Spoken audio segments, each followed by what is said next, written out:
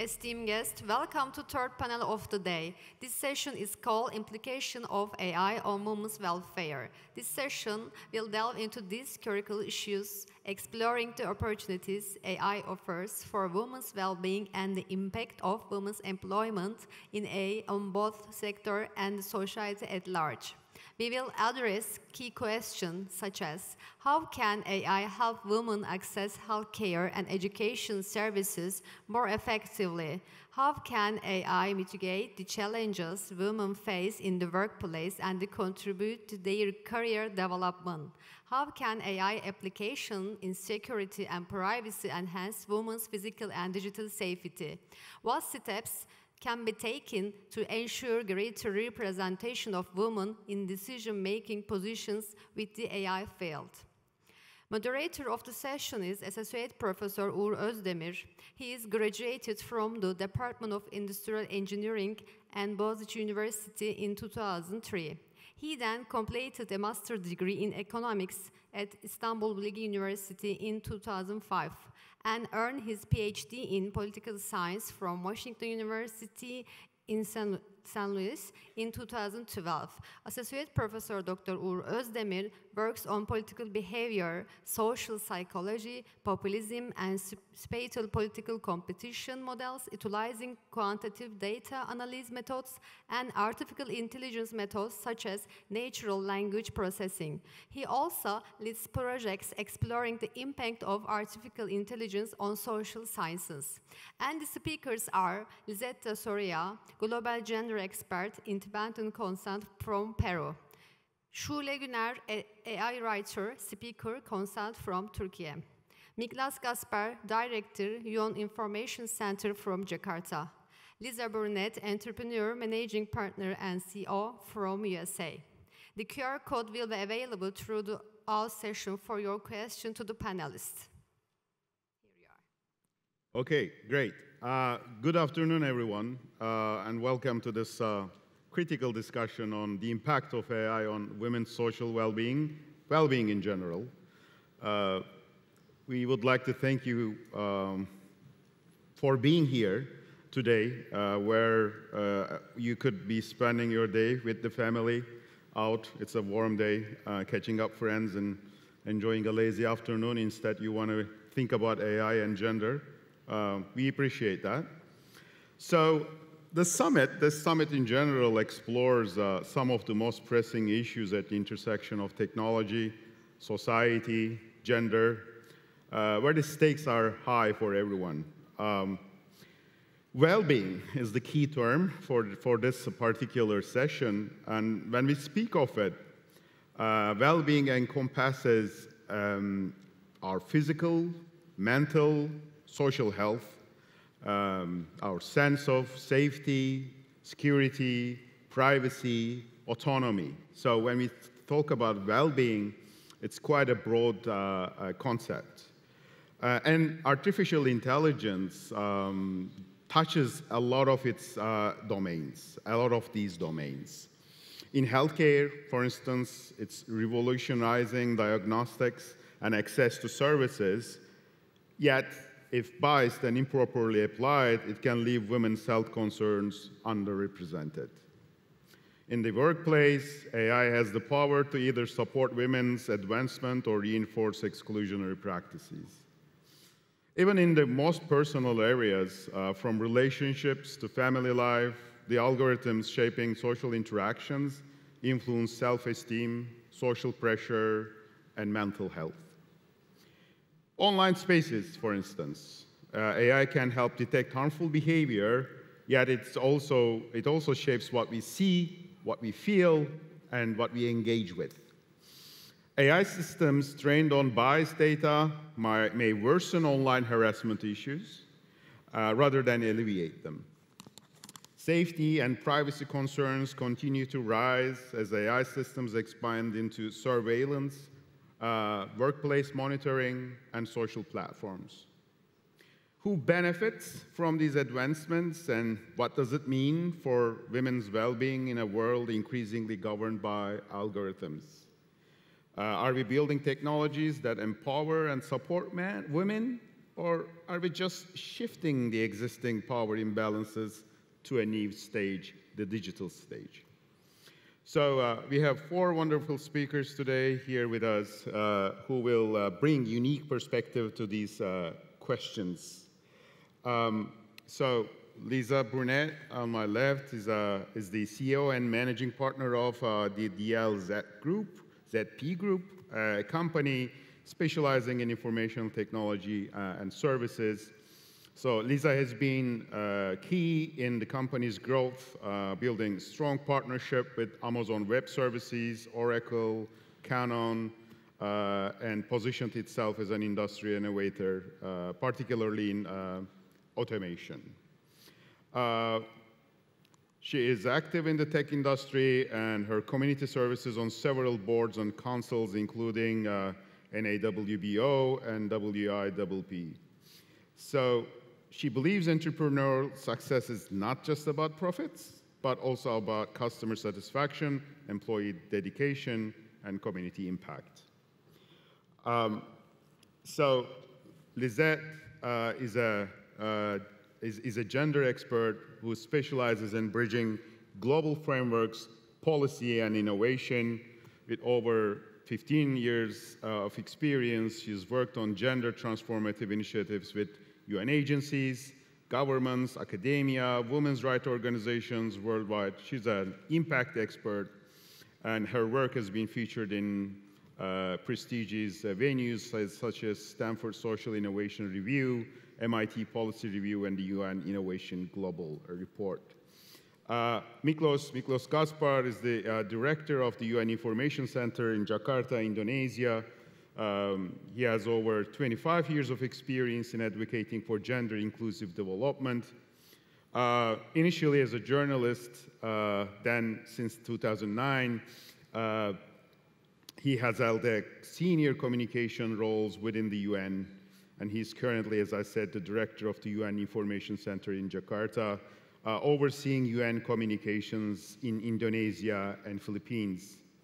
And Miklos advises UN officials on promoting sustainable and inclusive development across Southeast Asia, and holds a PhD in linguistics from the Edwest Lorand University in Budapest.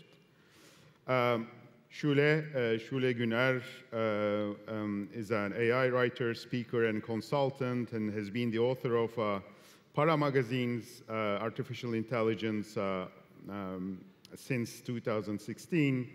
And for the 3 years, she wrote artificial intelligence on robotic articles in English for Daily Sabah newspaper. She supported the Global AI Governance Council of De Montfort University in the UK for 2 years, and she has given many speeches in national and international academic circles. In 2022, she was invited to participate online in a panel titled Youth and Artificial Intelligence, organized by the UN Office of Data Analytics and Engineering Technologies in New York. And most recently, she gave a speech at the AI and Ethics Forum at the Russian Artificial Intelligence Development Center in October. So we have an excellent panel with different diverse interests, and they will bring unique perspective to our questions, from exploring applied measures, personal experiences with AI-driven systems. So this will be a thematic discussion, a conversational panel.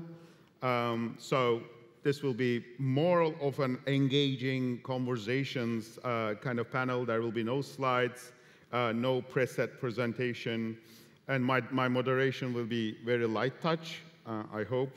And I strongly encourage disagreements to a certain extent, of course, to what we can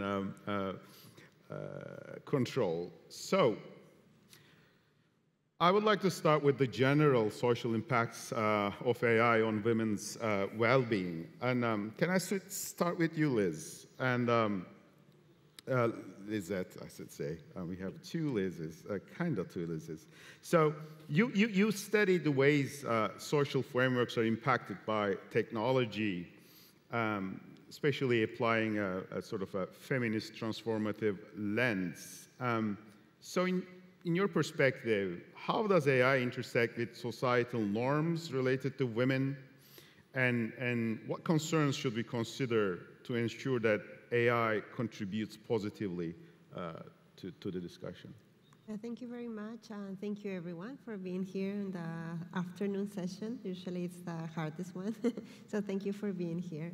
So to give you a quick overview, the way we assess the progress of women's status and gender equality, usually we do it through thematic areas, right, worldwide. First one, of course, is the elimination of violence against women and girls. This one we know everywhere. We suffer violence against women and girls everywhere in the world. But now with technology, we have this, it's not a new form, it has existed from before, but now it's more seen, it's more visible, which is technology-facilitated violence against women and girls. That's the actual technical word for this. And in this aspect, we see, we're very preoccupied because first of all, it has increased after COVID because more women gone into the internet, online, and we have seen, of course, many different risks that we'll discuss after, but this is one area where we are seeing with big preoccupation. And also very important is to understand the intersections. So it's also when we talk about women, we talk about different groups of women. So we identify that women who are discriminated by different reasons, for example, indigenous women leaders are a higher risk of facilitated violence. Or for example, women of color, when they are targeted with sexist or misogynistic narratives, usually they focus on the sexual aspects of women of color. So it's also very important to understand the nuances of how technology can affect different groups of women.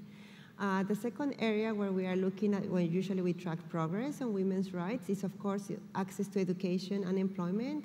The other panelists have talked widely on this, so I won't put too much examples on this.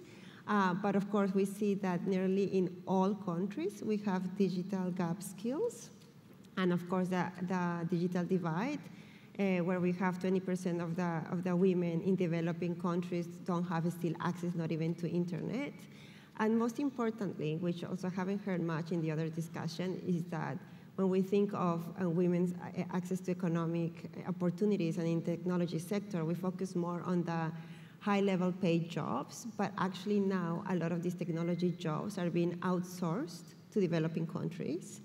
And there are these other jobs that are data cleaning, data labeling, and more women are getting into these type of jobs.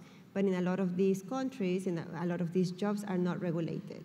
So we are also monitoring that, how technology can affect this type of employment for women and girls. And finally, the third area of work where we assess progress is whether or not our voice is better heard in leadership positions or in decision-making positions. So also throughout the 2 days, we have heard how women are not in the table when we're talking about technology, but most importantly, a lot of the countries are developing national digital policies, right? That they're gonna be the framework to develop their technology for the next years.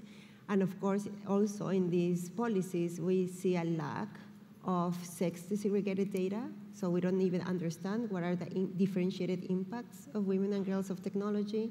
And also we have seen that a lot of these digital policies are not adopting a human rights approach, where it's very important for gender equality.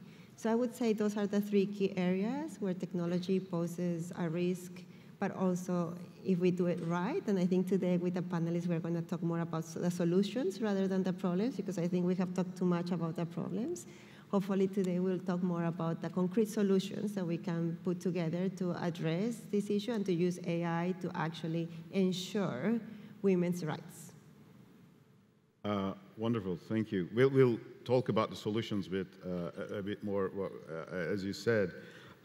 So, since we are in this first question focusing on gender roles in particular, I would like to turn to Shule and talk about a salient part of that question for today, which is the media sort of the things that we are exposed online, and as you're a media expert. So, and how do you think algorithms shape the content that influences social pressure? The connection I want to make is that, do you think the impacts of the AI, what are the impacts of AI-driven media content on women's self-image, and related to that, mental well-being? What would you want to say about that? Okay.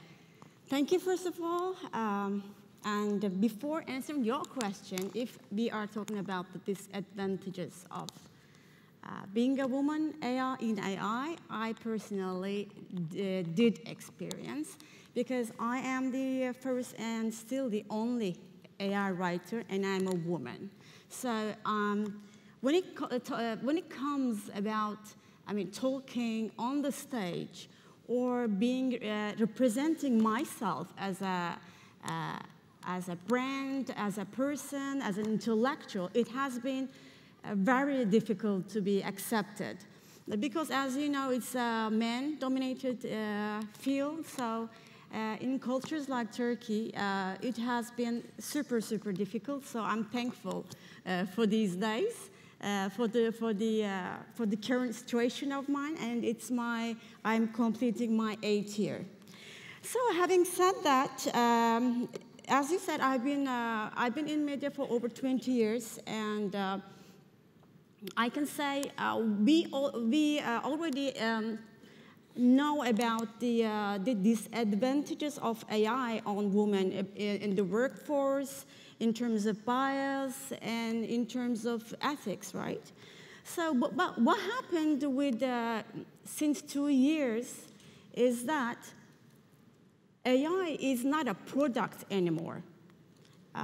We are creators of AI. So by the end of November 2022, since ChatGPT has been released, people have been quite traumatized with what they are dealing with. So the first disadvantage, actually negative impact of AI, generative AI, is misinformation. So this is the biggest mistake, first of all, about on media, and concerning about the challenges of societies. And and furthermore, if you have different cultures and diversities in the culture. So this is one thing. Second, as a journalist, I can frankly say that the value of information, the real information, has been decreasing day by day. And it's because of the content that we are all creating through generative AI tools. And when it comes to women, apart from having existent challenges, now let's add the sexual identity of women that we are creating without unconsciously. How? So if everybody here pretty much use ChatGPT or any other generative AI tool, right? So what happens is, if you are not specific with let's say, a woman image, it will bring out some, with the big boobs and maybe circular, like a Jennifer Lopez kind of woman. So if this is the case, the image of the woman becomes automatically that shape of body form, right? And it's not right. And we all know it physically. But when it comes to artificial platform, it changes. And interesting enough, we accept this. I mean, humankind unconsciously accepts this fact. Even if they didn't, they are becoming a kind of tools to transform the society into something like that. But still interesting thing, one other thing is, we saw Photoshops, right? Photoshopped images, especially on women. Who were against of it? I mean, were we? No, we didn't. Mm-hmm. But when it comes to generative AI output, we do. Why? I mean, if the digital transformation is getting more and more artificial, the output that even we are creating becomes normal. But however, on the other side, it's very dangerous. It's definitely disruptive for a society, not because of the conventional way of thinking. It's because the existence of humankind, humans have another meaning. And this is not okay. Why should I be okay with it if I'm going to be an artificial character in the future? And why am I okay with having my kid, I don't have one, but still, having kids being raised by having artificial girlfriends and boyfriends? So what happens to interaction between two sexes? What happens to having touch? What happens to emotions? What happens to hormones? You know, what makes us organic? So this understanding completely changes the understanding about human being, women and men, and their organic and biological relationship. This is a super risky point of the generative AI at the moment. However, these brands, if you follow the statements, they constantly encourage people to be the producers, the creators of these tools. Meaning, you stay more time and more and create more these tools and images. So what happens is generative AI works with cloud, meaning as long as you produce, means you need some digital space to load them in. So that these two walk along together. So I read just recently that Microsoft's cloud's 2/3 is composed of TikTok. And can you imagine? So the boosts of social platforms are so much related to this encouragement by the technological brands. If you see the social media influencers, it's very much pity that they have become tools for kind of disrupting the society in some way. So I am trying to speak positively, firmly, you know. Mm-hmm. But when it's about the future of being human, generative AI probably has more disadvantages compared to advantages. I'm sorry, but this is my fact. Sure. So, Miklos, you want to jump in? Well, you said we should disagree, so. No, with due respect to what you've both said, your initial question was about whether AI helps give women a voice. Yeah.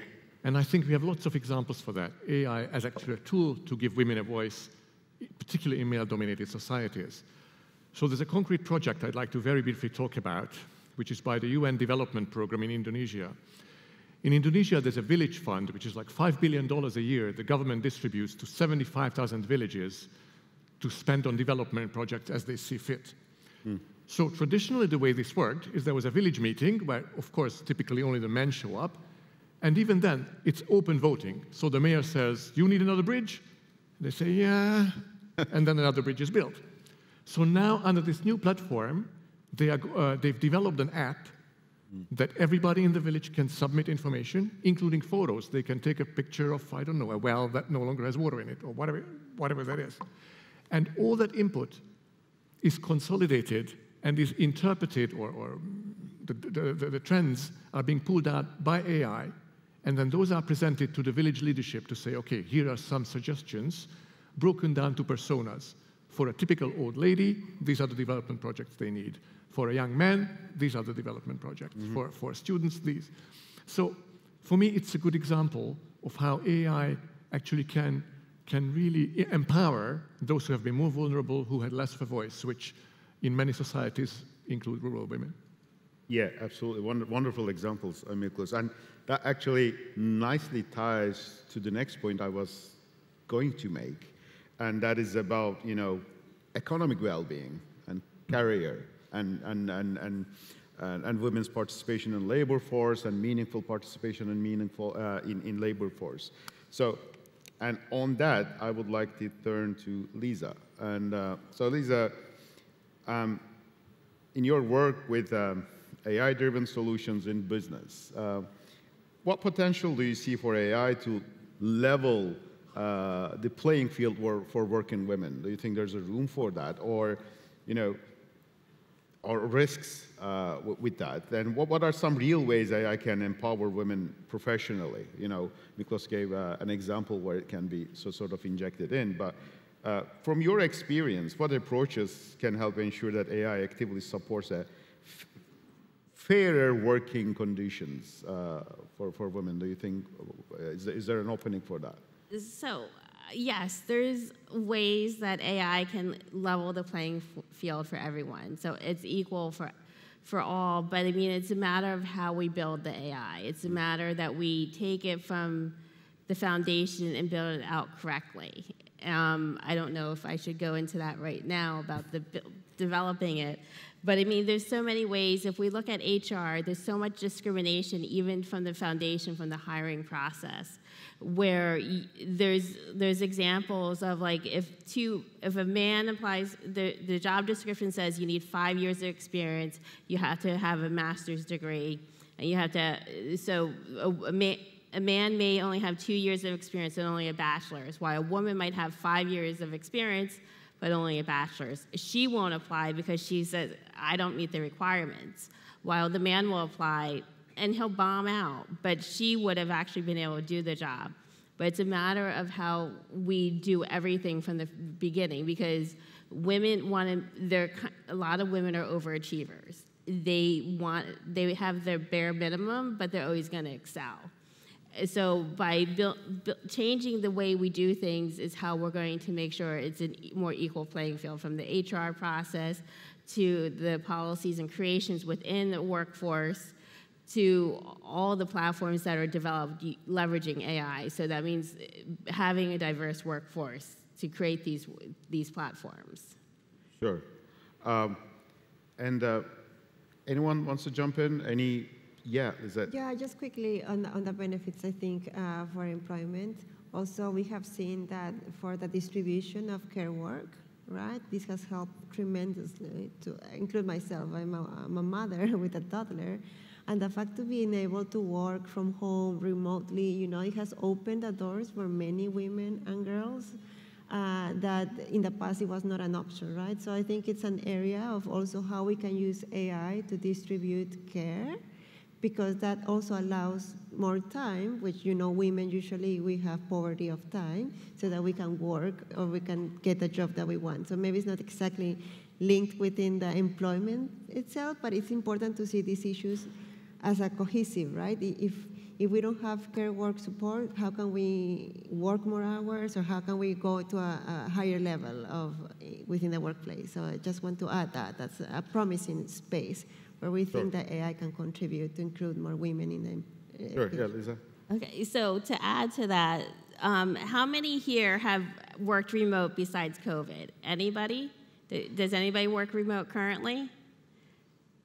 Maybe a handful of you, it looks like. So, and that's the thing that AI is doing for everybody, not just women, but for men too, where they're able to work remotely and they have a flexible schedule where they no longer have to be in the office and be at their desk from 9 to 5. And that's the thing where society in general is changing, and AI does give that flexibility. all the newer technologies are making that a possibility for all. Absolutely, absolutely. Nicholas, yeah? So I have another example for rural women that were empowered by AI. This is from the Philippines, and it's a project by the International Labour Organization that used to spend a lot of money that they no longer have on going to remote islands and training women entrepreneurs. And now a lot of this can be delivered through AI, through an AI chatbot, including in local languages. And this has reduced the costs of this training and therefore made it possible for them to increase by over 50-fold the number of rural women who they can train. These tend to be small-scale entrepreneurs who want to export something or in the tourism business. And for them, these tools have been very helpful, including in marketing, like to create, we heard about this in the previous panel, to use AI to create Facebook posts to market somebody's tourism business or small-scale entrepreneurship business. Yeah, absolutely. One concern could be, I don't know what you guys think, but this efficiency and productivity that comes with AI and kind of the spare time, extra spare time it creates, it might not create that spare time equally for all the skill sets, right? So there might be an asymmetry in that productivity or efficiency increase. And there can be distributional consequences of that, right? So, and I don't know, would that be a gender gap, ethnicity gap, education gap, or any, but the lives of one group of people might get better, but the lives or in terms of employment and spare time, work-life balance, if you might want to call it. So do you think that kind of an asymmetry could exist, Lisa? Yeah. So yes, I think my employees, I've had my first company for 13 years. And we've always been remote with a remote workforce with a flexible schedule, and work-life balance is huge. And they've been able to do it more with AI, with all the automation tools that are out there, where they're able to get their job done now in 20 to 30% faster. But their productivity isn't going down because they have the quality of life. So we're able to complete a project that much faster, move on to the next one. So for us, it's not a matter of them losing a skill set. It's a matter of them wanting to continuously learn the next new technology. Absolutely, absolutely. Yeah, Nicholas. So there is a gender gap the other way around also. According to the ILO, again, globally, in developed countries and in upper middle income countries like Turkey, women's jobs are twice as likely to be, or there's more than twice the percentage of jobs that could be replaced by AI. So it's more than twice as high for women as for men. And so the policy implication that brings is governments need to focus on offering training specifically to those groups, and that's disproportionately women. We heard yesterday from the minister here in Turkey all the achievements over the last period that they have increased women's share of employment. So these kind of achievements could be in danger because of AI if the right policy advice is not given. Can I add one thing? Yeah, sure. Yeah. I don't want to be the devil's advocate, okay? But still, the downsides of generative AI is losing some jobs, And, okay, North American countries have some kind of figures. I don't know if there are concrete figures in other countries. However, there is this fact that the job losses will come from administrative roles, first of all. And the majority of these roles are by women, right? So women will lose a lot of workforce in these areas. This is one thing. And second, the birth rates are decreasing. So this is another story. And third, the wages. It's going to be an international income, or how do we make a continuous economic income for any country with any demographic parameters? These are challenges. for each and every country, but at the end of the day, we know that women also will be negatively affected by the in the next 5 years. I mean, this is also with numbers too. I mean, but as for Turkey, only 14% of the workforce is by STEM women, and in the universities it's like 36%. As a Turkish citizen, I am also encouraging women to get into STEM fields and combine their interests of fields like law, like health, to have a kind of interdisciplinary understanding, like being a lawyer and an AI expert, like being a doctor and an AI expert. So I think this is what countries should create strategies depending on their own dynamics. Okay. Yeah, thanks for the contribution. So, conscious of time, and since well-being is a broad concept, I would like to change tracks here a little bit and move into, I believe, another really important topic within the well-being broader topic, that is the physical and digital security. So, can I turn to you, Lizette, about that and ask, online harassment, digital safety, big issues. I was actually talking to you about one of my personal concerns about my son and using one of the particular chat software. So what do you see as the, sort of the greatest threats as posed by AI in these areas, and what can we do to ensure that AI systems enhance rather than compromise women's safety? Yeah, thank you. This definitely is one of the biggest challenge for us in gender equality. I would say that not only threats, but also the negative impacts of this type of violence and to be unsafe.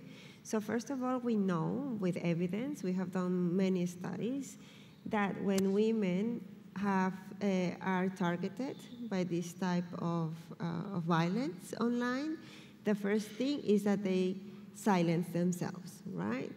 Just don't want to participate in that platform, whether you are a politician, a journalist, or you're working, right? The second one is that they not only silence themselves, they leave the online space. And third, which is even worse, I mean, it has also other, like, which we will go into more of the impacts of it that affects also their life offline, right? So these are one of the key aspects. And we have seen, for example, especially with women who have political figures, who are very political, they are even more targeted. Like UNESCO did this survey that 73% of women journalists suffer online violence against women, online violence, right, and sexual harassment. I have been able to talk to millions, like not millions, but many women who are like in different political spaces. And I remember perfectly this mayor, this candidate who was young, she was telling me she receives 4,000 to 5,000 death threats and rape threats every day because she put her candidacy. So, because sometimes we talk about numbers and percentages, but we forget the human stories behind these numbers, right? So one of the key, I think, threats and impacts of this is a threat to democracy and human rights. Because if we don't have women speaking like as journalists or women in decision-making power in the government, our democracy is in danger, right? So it's a small, like if you think, could you think, it's just a tweet, or it was just yeah, but it has a lot of implications. Also, we have documented a lot of the impacts, health impacts on girls and young girls. We have seen from like anxiety, PTSD, to suicide, right? This happens. So this is the level of the impact of technology-facilitated violence. But let's maybe move more into the solution piece, right? Because I think we have talked a lot about the negative impacts of it. Also, instead of using this, we can use this also technology to create safer digital spaces, right? For everyone.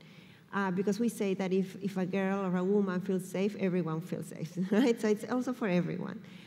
So, for example, I just can give you a concrete example of we developed with UNICC an AI model where we will able to identify sexist narratives and misogynistic narratives in social media, in Twitter, with big data, right? And what was very interesting of this AI model we developed is that we were able to translate these sexist narratives that were coming, in this case we used Spain and Mexico. We were able to translate it from Spanish to English, which I think is another barrier. A lot of AI solutions, they are developed in English, right? So it's focused on English speakers. However, we know that sexism occurs not only in English, unfortunately, right? So that has been also interesting for us to be able, with this AI model, to identify those sexist narratives, that misogyny, that hate speech, that sexual harassment in social media, so you can prevent it to arrive to the woman who is the politician or who is whoever before, right? So it doesn't impact her mental health.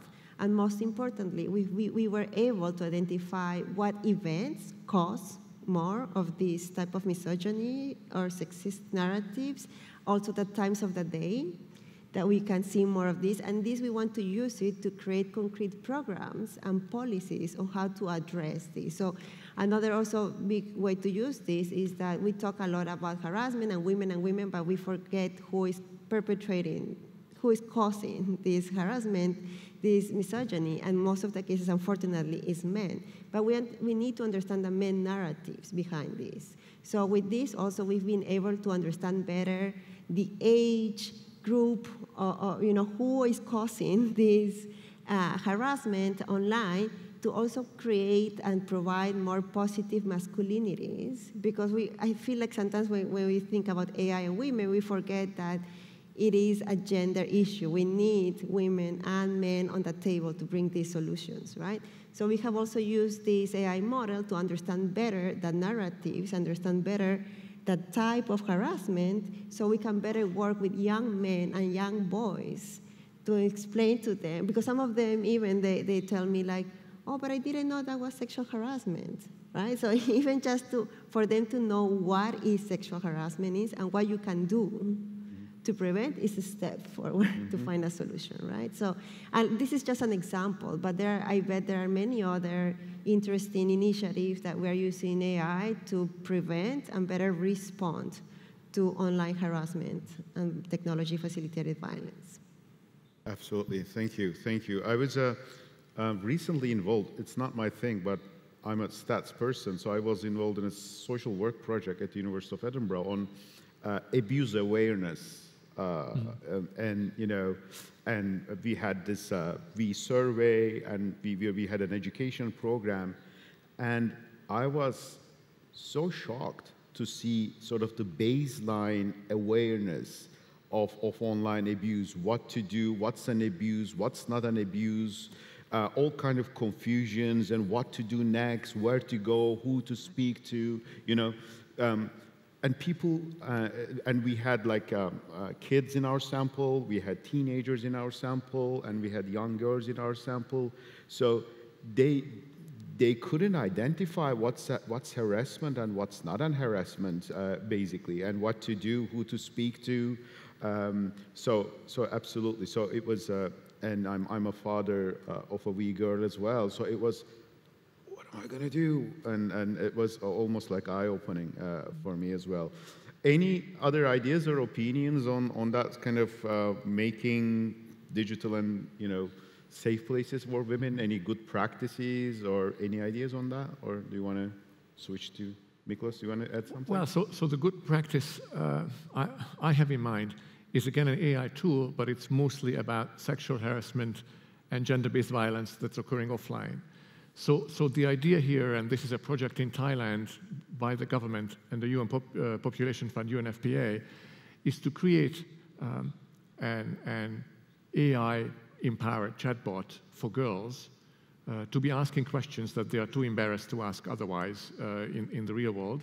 So it's about sexual and reproductive health and rights, but it's also about gender-based violence and sexual harassment.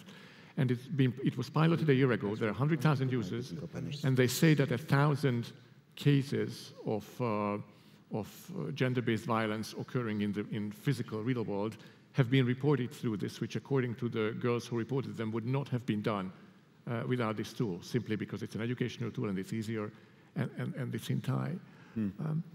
So related to that, I'd like to mention something in terms of language. You know, we've briefly talked about the dominance of English, but also in two of the previous panels, they mentioned this classic case about doctor being he and nurse being she. And while it's a very legit example, I'd just like to point out that it's only the minority of languages in the world that actually have pronouns that are gender-based. And you know, because of our Anglo-Saxon-dominated world, we focus on this, but other languages, and again, I know more about Asian languages, have different manners of speech, depending on if you speak to a man or a woman. There are a lot more complexities than just he and she. And you know, there are no tools to filter those out from AI yet. So when it comes to multilingual, there's still so much work that needs to be done along the same lines of what is starting being done for English, but also for other languages that may be spoken by a lot more people. Absolutely. Let me add. Yeah, sure. Okay, Australian government is discussing banning social media under the age of 16. So I think this, when it comes to AI, the priority should be youth. And we have experienced very tragic stories in many countries. It was not a girl, but a guy in 14 years old have been obsessed with an AI character. Actually, she's the main character of Lord of the Rings. And he killed himself. I mean, as for adults, it may not display a huge stake, but when it comes to children, they are they're unprotected when it comes to social media. So I think these issues should be absolutely regulated as soon as possible. But still, the regulations will be enough or not? According to me, no. Why not? Before generative AI, the big tech has had their own ethical committees. But it doesn't exist anymore, because if they have an ethical board, it means you will bring all sides of the technology together, and including academicians, ethicians. So in that place, some things are risky, you know. So, and there is no solution to this problem. But the fact exists, so what to do? I think this problem doesn't seem to be solved in the near future, because this issue is all about sales in the commercial terms. So I'm not very optimistic in the next. Okay, so you put your pessimist signature again. Yeah, I mean, I read a lot, so I'm super updated with the whole thing. So as I see the tragic stories, I mean, sure. What can you do? Okay. So Lisa, I guess you want to jump in. Okay, so I mean, everything we post on social media is public. The sexual harassment comments, any comment we make. And AI, as we all know, is very strong. You know, it keeps learning day after day, even generative AI. So it's a matter of enforcing, this is where the government has to come in, and enforcing that these companies create a policy that all of them have to build an AI algorithm to track the sexual harassment, the death threats, all of those, and they can be reported anonymously to the government. Well, you know, just like, you know, there's an 800 number for you to call if you see a mugging happening. It's not like where you had to give your name, your address, your social. It's a matter of just giving the foundation. And it's easy enough to create. My team could create that probably in a week. It's not something complicated, but it's a matter of government getting involved. Yeah, may I add? Sure, Yeah, sure, no, please. and I love that we're creating questions for ourselves. Yeah, I think it's both. It's the government and the private sector who have the regulations, right, that they have to put in practice. What we advocate, the minimum, is to have at least a governance body that can evaluate these new, whatever strategies are doing, and the basic is no harm approach. Whatever you're doing, whatever solution you're doing, is it not causing harm to a vulnerable community, right? So that will require, and we are even looking at the UN more of a global governance, but also at the national level to have a global governance under the digital policy that can assess at least that, right? I mean, it would be ideal, as you said, that I don't think there could be a regulation to say you have to develop a model to identify online harassment, because that would be very transformative. That's where we want to get, definitely. But at this point, at least the basic is to be gender responsive and no harm. If those things are put in place, we're moving forward. And hopefully in the future, it will be more transformative. But unfortunately now, there is a lot of gaps in regulation, both at national level and at the international level. So in the UN, there is the Global Digital Compact, which is our guide for the future. But still, it is endorsed by the member states. But to implement them, you need budgets, and that's the difficult part. And also, unfortunately, in a lot of these conversations on the policies, on the regulations, both in the private and public sector, again, there are no women on the table. So a lot of the times, sometimes they don't even realize that there is a harm or what is the negative implication because there is no one to tell them why it has, and there's no data, no segregated data to say, if you develop this model or this product, will have this impact among these different age groups, about these different gender groups, So it's a bit of a challenge, but it's something that is starting to be put in place. I agree with you, but I mean, when TikTok was bought by another company, the American government stepped in so fast to ban it for anybody that does federal work. They could not have it on any of the devices anymore. So when it really needs to get pushed through, they will find a way to make it happen. It's a matter of us as general population saying this is a priority. We need to protect our kids. We need to protect women. Definitely. I think that's a key point also that we haven't discussed and I haven't heard much in the other discussion is the role of civil society of pushing this forward and not leaving it on the hands of the private sector or the government, because we know what happens if we leave it there, right? But yeah, that's a really good point, Lisa. Thank you, guys. I love the conversation. And we can see some of the choices and some of the trade-offs there, right? So there's always a trade-off. There's always a trade-off. Well, regulation, yes, it's needed, but too much regulation, right? Where's freedom? Where's regulation, right? So freedom versus regulation, that's always a trade that we have, and we're going to have those discussions. But before I move into the audience questions, I want to leave some time for the questions. I would like us to talk a bit about the physical health implications, women's health implications. And on that, I would like to turn to Miklos. I know you've been involved and a lot of wonderful projects about health initiatives that uses technology, that involves technology. Can you tell us a bit about some of those, Miklos? Yes, sure. I'm not involved. Various parts of the UN are involved, so I'm here to talk about them. Sure. And I'd like to briefly mention 3 examples. I already talked about this project in Thailand in terms of gender-based violence. It also has a huge component on educating girls, mostly girls, about sexual and reproductive health. And I've prepared a quote of one of the users, and she said, "Before I was too shy to ask about sexual health, and finding reliable information was hard. But it's so safe, that's what this AI-based tool is called, I can learn everything I need about contraception, relationships, and my body without feeling judged. It's easy to use, and I can access it anytime. Now I feel more confident and informed to make decisions for myself." Another UN agency, the International Atomic Energy Agency's mandate includes supporting countries in fighting cancer, using radiation.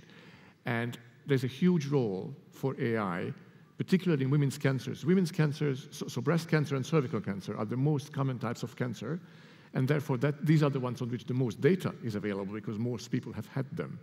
And therefore, these are the types of cancers where the role of AI in interpreting images and finding and classifying types of tumors that perhaps the human eye or the doctor, the radiologist or the oncologist wouldn't be able to see, AI can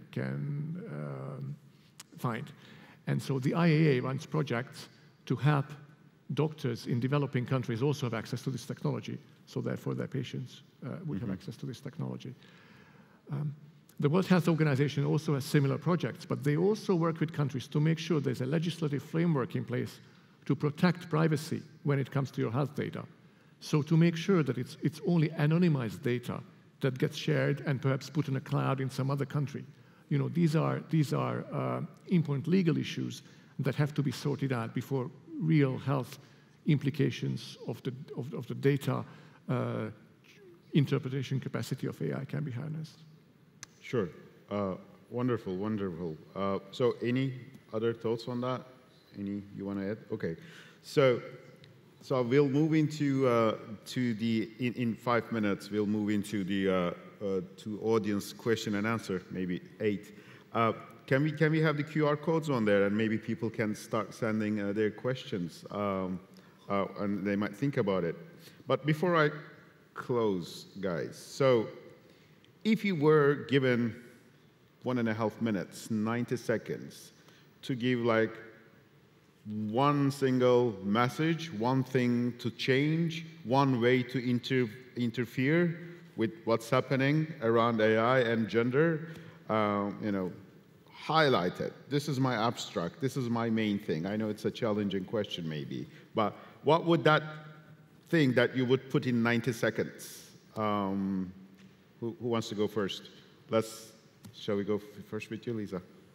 Sure. So to make the biggest difference in AI, we really have to take it to the granular level. We have to make sure this is across the board, where there's the policies and the processes in place already to make sure that during the whole process that the code is being developed, that leadership and the developers are on the same page, and the teams are diverse, where they're not one specific gender, they're not one certain race. So we get everybody's feedback in, but then it's also being audited. If we put all of these in place, we'll have the opportunity to have a more neutral code, where it's not going to be one gender or one ethnic background only. We'll be able to get that better overview for society. But I mean, if we want to make the change overall, we have to somehow figure out how to get everybody else involved, because right now it is mainly Caucasian men that are coding. So in order to get the girls involved, we have to start with the schools at an early age, offer them scholarships, mentorship from the start, and so they can have that all the way through their lifetime. Because the more that us in the tech field are engaged with other women and girls, it shines that it's a possibility for them to be able to do this. Because when I first started my company, I didn't think I could do this. Men were constantly saying, "Why are you doing this? You should not be here." And it's taken me a long time to get to the point where I know I can do this, and and that's why I'm able to do what I am doing now. Wonderful, wonderful. Thanks for the personal reflection as well. They're really valuable. I love personal reflections because, we are in it, aren't we? Right? We are not just aliens from outside observing this. We're living in it. So, Lisa. Yeah, I would say like in AI, like in many other areas, the main issue and the cause is power. The cause of gender inequality. So as in anything, AI is the same, right? So it's how do we redistribute this power? And I've seen a lot of pushback because a lot of women's rights organizations or women in tech are creating change. And because we're doing that, we're receiving a lot of pushback because people, especially men, are losing power. And this is common, this is human. So for now, for us, is like continue to push forward, no matter how much, like whatever you're doing, whether you're in technology, education, social policy, we need to continue to push forward to change these power dynamics and really create or recreate what would it mean to be like a just space for women and girls online as outside, because I feel like a lot of these biases we talk about, we bring our internal biases in all these AI models. So my only suggestion would be AI is just a tool, but we are the end product of it, right? We can decide, and we also have the control of it. So if we want to create more equitable communities at the workplace, in journalism, in policy, we are the ones who are bringing, or we can change that internal bias, and second, continue to distribute that power. If you solve those two issues, which any tool like AI will help to create more benefits rather than risks. But if we don't do that, it will be the opposite, as it's happening sometimes. So that would be my only takeaway from that. Message taken. Noted. Miklos. So for me, it's about the democratization of AI, or perhaps more fair or equal access, which again is something the UN is trying to push, but it depends on member states. That AI and any new emerging technology should not just be with the most developed countries. That researchers, populations, companies in less developed countries should also have access to these latest technologies. So there are a couple of things the UN is trying to do. One is to set up a panel, sort of like the International Panel on Climate Change, also on AI, a panel of scientific experts from all over the world. Another one is the Digital Compact that Lizette already mentioned, where countries actually do commit to creating safe AI spaces. And of course, the UN isn't a super police that can enforce it, but there is always some diplomatic pressure when you sign something to implement. And I think this is one reason why this conference is so important. That Turkey is visionary, enough and to tackle an issue and to lead on an issue like, AI and gender. So that, again, demonstrating it does not just have to be, the US and the EU, but there can be great initiatives everywhere in the world. Wonderful. Thanks for that. Shule?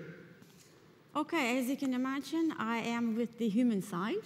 So that's why my motto has been, stay human, be more humane.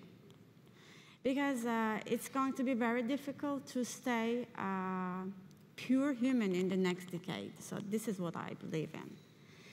So how to protect this situation, and including the status of women in the society, is, as Miklos knows better than I do, the United Nations have main goals, right? Main missions, like eliminating poverty, finding solutions to health problems or disasters.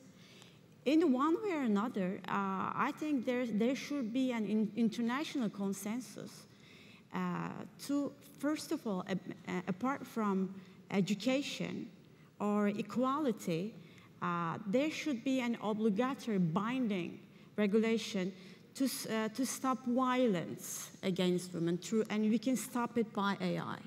And how to do that? Because in Turkey, we have experienced this, some cases, unfortunately, in the last months.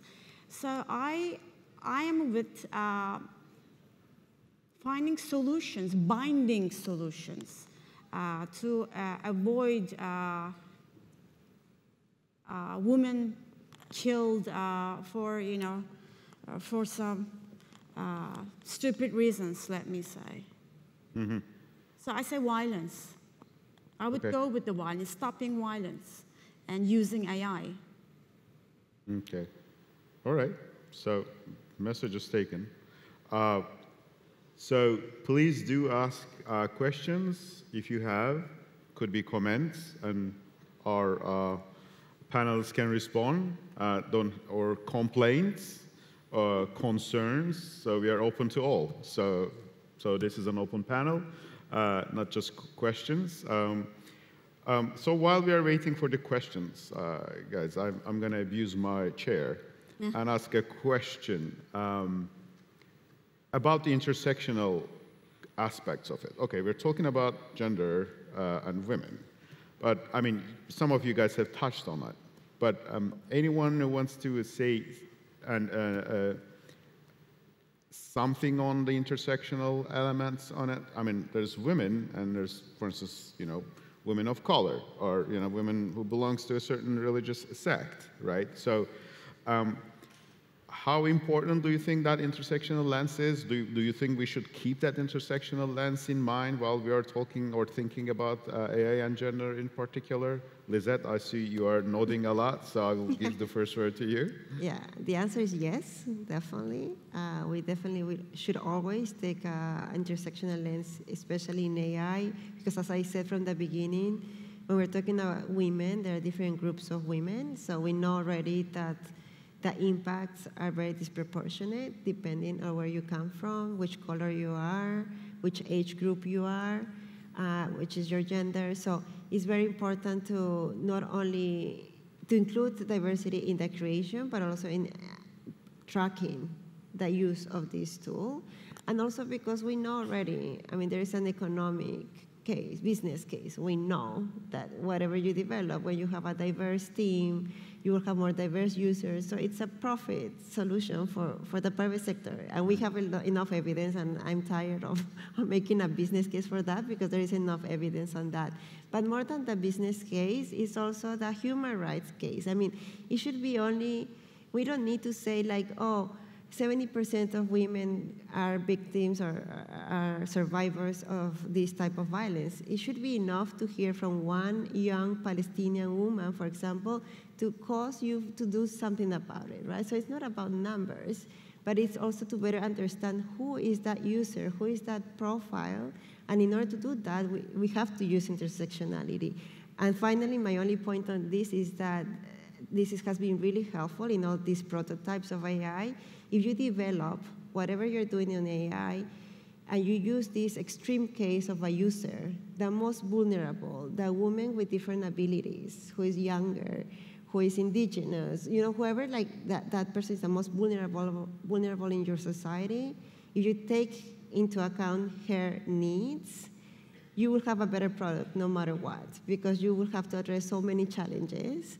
So I think that's also very useful to whatever you develop using AI, always focus and think of the extreme cases because it will improve the product, but most importantly, it will create more equitable access to whatever you are developing. Absolutely. Especially the social class bit is, I think, is the elephant in the room, right? I mean, the effect of AI on gender should definitely look at sort of these subcategories of lower social class women, higher social class women, educated women, not so educated women, kind of thing. Social class is always the elephant in the room. That's my take. But Miklos, you have a smile there. What's the smile about? So for me, social class is such a British term, but anyhow. Of course it is. I very much agree with what Lisette said, and if I can go back to the first example I used, the one about the village, how decision-making works in a village where women have more of a voice because it's not anonymous and not in an open forum. That's true for all groups who have, we can call them vulnerable or marginalized, or just ones who've had less strong of a voice. So whether people with disability who anyway can't make it to the village meeting. So all these advantages of AI apply to these various groups. Similarly to what we discussed about health, if we can use AI as to analyze health data, then it's more likely that it's not just for white males that the protocols will be developed, because from people with similar genetic background as you, it's more likely there'll be a solution for you even if you're not a white man. So I think your question is completely relevant, and gender is indeed one aspect, an important one, but just one of many. Sure. And do you think sort of framing the question as gender and AI would kind of hinder seeing some of the other inequalities that could be there? Do you think that could be an issue as well? Different forms of inequality that can arise with the introduction of AI? Do you think that can hinder some of these concerns as well? Lisa? Yes. So there's actually, it was a pretty famous case that happened in the U.S. where a black man was arrested for a crime that happened a couple blocks from his house. But he didn't actually commit the crime. He actually he had to go to trial, defend himself, spend time in jail before they found the right person. And the reason that he was arrested in the first place was because on the video, it just saw a black man, about an average height, a certain height and weight, and that was it. So since he lived close by, they picked him up. They didn't, and it was only because he was black. It had nothing to do with anything else. And he ended up suing and getting $20 million because of this. But it goes down to the fact that race does play a huge factor in these when they're being developed. And I know someone that was building a biometric algorithm, and he could not, it was for testing, he could not actually be able to recognize Asian eyes. So if someone that was Asian descent went to take a test, he could not tell if they were actually real or not. So there was a fault in his system. But instead of correcting it, he just said, well, you know, there's not going to be many Asians taking the test, so I don't have to worry about it at this time. But those are the things that happen on a regular basis. Sure, absolutely, absolutely. Of course, you know, gender is kind of the most salient form of it, or the obvious or visible form of it, but we should probably not sort of turn our eyes to other forms of inequality based on different identities. Absolutely. Miklos, did you want to add something, or was it like an... Okay, cool. Thank you. So, guys, either we were super clear and convincing, or we didn't make sense at all, because we are not receiving any comments or questions. So I will leave... Generate some. I keep refreshing as if, you know, I'm expecting my exam reports to be on the screen, but nothing is coming up. So I guess I'll just leave it here, and I will make the optimistic interpretation that you guys were all happy about what we said here. And I would like to thank everyone. Thank you. Thank you. You heard it, so I guess it was all good. Well, I would like to thank all of you. I mean, I think this was a really fruitful conversation. I learned a lot, and I hope the audience also liked it as well. And I would like to extend my thanks, and I also want us to recognize Kadın, right, for creating this platform.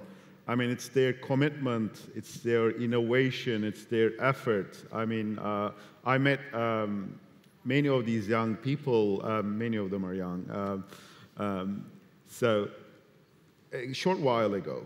But I must say, I'm so much impressed, and it's not, you know, it's not just only about elevating these conversations, but you know, advocacy and action can go hand in hand. I think that's what you're going to highlight. And thank you, Kadın, as well. And thank you to our panel.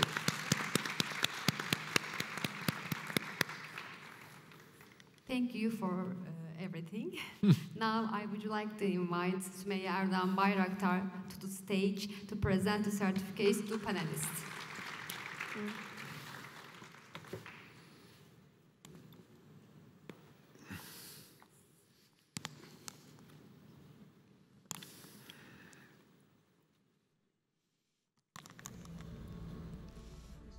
Ben çok teşekkür ederim. Beğendiniz mi? Evet, çok güzeldi. Biraz başlarını kaçırdım. Olsun.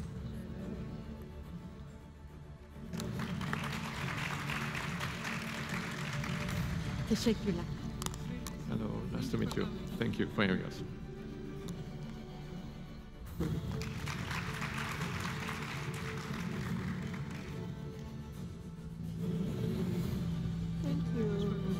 Thank you for inviting us.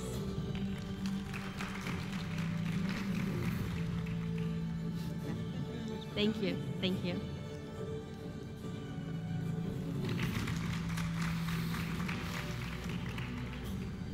Efendim çok zarifsiniz. Çok teşekkürler. Ben de öyle efendim. Ben de öyle.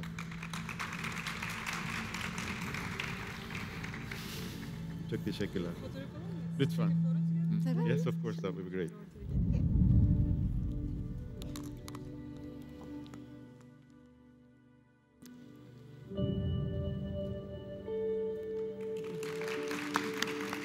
Teşekkür ederiz. Thank you. Now we are going to have coffee break for half an hour. Çok teşekkür ederim. We're Eyvallah. Anlıyorum. I think back there.